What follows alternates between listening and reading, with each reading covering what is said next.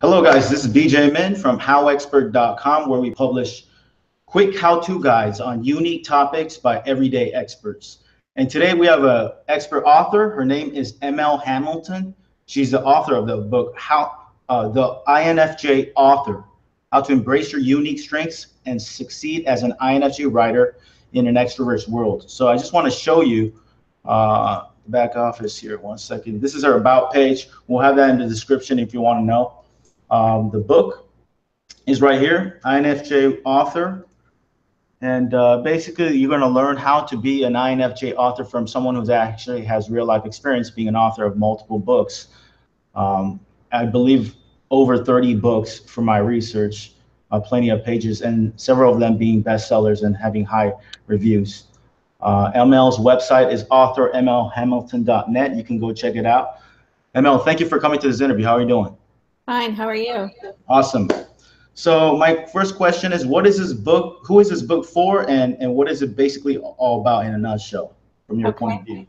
It's for people who want to become an author but are in the Myers-Briggs personality trait of the introvert personality trait. And it is for them to learn how to do marketing, how to actually go through the whole process. I start from coming up with your ideas to how you go through the whole process up to marketing. And the book has got a lot of resources for them to go to other places to look for information that maybe I didn't have time to cover in the book. But it's basically literally a how-to guide from start to finish. How to be an INFJ author, and you've done it too, right? Yes, yeah, definitely. That's my personality type. And it's the process that I went through in order to become successful. From your point of view, you're an INFJ. So how do you describe an INFJ from your point of view? So it's the introvert, it's the jumping, I'm trying to think of what the different Intuitive, yeah. It's the person who is very empathetic with other people, can understand what they're feeling, but is very personally introverted, doesn't want to be necessarily in the spotlight, but is very ambitious and very creative. Right. Their personality traits, they tend toward more creative pursuits, but maybe they don't always get the attention that a more extroverted person would get, because they may have more talent than the extroverted person, but they don't necessarily get the acclaim that the extroverted person does because they tend to shy away from that. Okay, so you have experience in both traditional and independent publishing, correct? Right. I do. Yeah, I was traditionally published for 5 years, and I learned a huge amount from being traditionally published. And that's part of what is covered in the book, is the difference between being traditionally published and going on your own.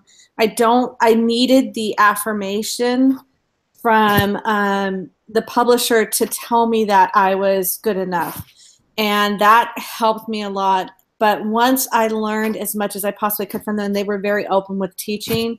I felt it was time to go on my own, and that way I could do more what I wanted to do. I could be more agile. I could respond to the market better by myself. But I wouldn't have felt comfortable doing that until I was traditionally published. Looking back, you've done both. So nowadays, with this modern times, would you prefer the independent route or the traditional published route? I would stay independent because I like having the control. I like it's all on me now. But at first, when I first was starting out, going the traditional route was the right way for me to go. Like I said, I really needed that affirmation. I really needed somebody externally to tell me that I had the talent. I wish I could say that I had that internal, confidence, but I didn't. So they gave me that. Do you think most INFJs feel that way too? Absolutely. I think that's probably what holds us back most of all, is our self-confidence is not we certainly have some self-confidence, but I think that we struggle. I think it's a struggle that we all have, is to realize what we have is important and worthy. Wow. Interesting. When did you discover you were an INFJ? I've pretty much known from the time I was in elementary school. You know, I was a kid, and I talk about this in the book. I was a kid that sat in the back of the room, and I was always hoping that the teacher would not even know my name. And when I went to school, that was acceptable. Sorry, my dog is trying to. Fine. That's totally fine. When I went to school, teachers allowed students to sit in the back of the classroom and not participate. And I got my, you know, B's and, you know, an occasional A, and I was happy with that. And they let me go through all of school, even through high school, without having to come out of my shell in any way or show them. The one place that I did excel was in writing. And so that was the one place where I could show what I was capable of doing. So what's your advice for INFJ authors who are aspiring authors like yourself? They want to do what you've accomplished. What would be your advice to them? Start writing, you know, start doing networking with other writers. There's the nice thing about now compared to when I was starting is that there's so many online resources where you can almost have a bit of anonymity, where you don't have to be out there in the public eye. You can still meet people that can support you and help you and teach you, but you don't necessarily have to be in a room with other people. And I think that helped me a lot when I finally found some workshops online where I could get help and I could get advice from people online that I didn't have to meet in person. So when you went independent now, you have over 30 books, some went bestseller. Yeah. And that was incredible. Can you tell us the tips that you learned from that experience? Well, it's marketing, you know, and that's the hardest thing for an author, I think. Even if you are an extroverted author, selling yourself is really hard. I've had people come up to me at book fairs and stuff and say, "Why should I buy your book?" And to me, that's a quicksand and, you know, question there, because I struggle with why should you buy my book, you know, or they'll say, "Is your book any good?" And you know, I immediately I want to fall back into the introvert. And say, no, you shouldn't buy my book. And that's not the way it should be. So I have to force myself to say, well, you know, you should buy my book because it is a good book, you know. It's marketing was huge. Learning how to market, learning how to find out where your niche is, find out where my audience was, that was essential. And I think that's the only reason why I became successful was I found the niche that sort of propelled me forward. So you had your own niche, and then you start publishing, for example, on Amazon as an independent publisher, right? And it blew up. And then what was the next step? How did you like market it specifically? There's so many ways that you can market. There's so many options out there. There's a lot of great blogs that do marketing. I got very lucky when I first started. I got BookBub ads. BookBub is become more exclusive, so it's harder to get ads with BookBub. But I also now I'm doing. What did BookBub do? They have a mailing list that's phenomenal. They have a massive mailing list, and the minute that you go out on their mailing list, it launches you. I mean, it pretty much launches a career if you can get it. Most people have to do it a different way now. One of the things I'm experimenting with is the Amazon marketing ads. And those are the ones that come at the bottom of the feed, and they are tied to your genre. And those have been very successful for me. And then a mailing list. And I talk about a mailing list in the book. A mailing list is essential. You need to establish a mailing list so that you can send out, when you have a new book, you need to send your mailing list out so people purchase it. It puts you up higher on the Amazon tiers. You get into the algorithms then, and they start marketing for you. How do you promote the mailing list inside the book, for example? What do you offer? Your back matter. The back matter needs to have your mailing list, needs to have your all of the different links to the other books that you have, and it needs to have a link to your website. The back cover. It's in the back. It's right behind the back cover. It's like the last page of your book. It's called Back Matter. Right. That needs to have all of your links, and it needs to have a link to your mailing list. And when they go to your type of mailings, for example, what do you offer them on the opt-in page? Right. Usually? Perfect question. So everybody had told me you need to offer them something. When they sign up for your mailing list, you need to give them something. Of course, I'm an author, so the easiest thing for me to give them is a book. I was really reluctant to give them one of my novels. So I wrote a prequel to my most popular series, my murder mystery series. I wrote a prequel that's a novella. It's not a full-length novel. And that's what I give away for free. And so it's nothing that I really anticipated making a lot of money off of, but it pulls people in the mailing list because you're giving them something. That's a great offer for fiction authors. Right, exactly. And it's very, I mean, it was maybe 100 pages, so it didn't take me long to write it. Right. And it's a perfect way to give somebody something to make them, encourage them to join your mailing list. So one tip for INFJs, I feel like, is like they need to believe in themselves more. Absolutely. Absolutely. That's absolutely the foundation, one of the foundations. Right. Another tip, is there another tip that you can share with them? INFJ writers and authors who want to be successful like you have? Keep trying. It's, you know, a lot of things in life, the success comes with when you get knocked down, you get back up and you try again. And because something doesn't work one way, revamp it or go a different direction or find what you enjoy doing.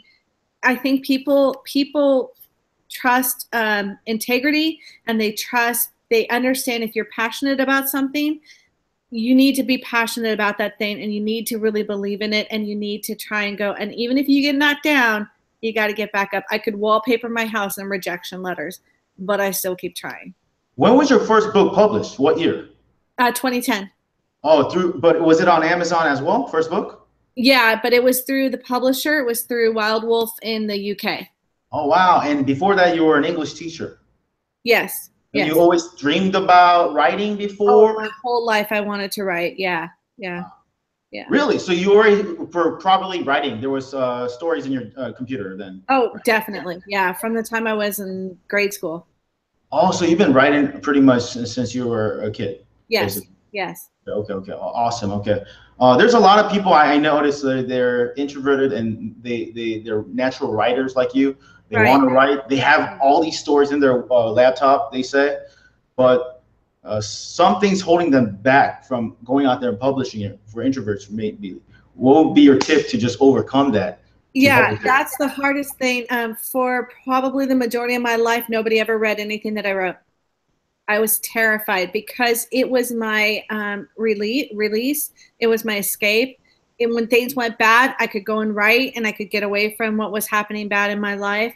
And I feared that if somebody read it and they told me that I wasn't any good, that I would lose that sort of sanity keeping part of my life. So for years, I didn't let anybody read it. I found at that time Del Rey, which was a publisher, they did science fiction and fantasy. They had a workshop online that they were trying to find new talent for their company. So you could post your stuff online and then people could comment.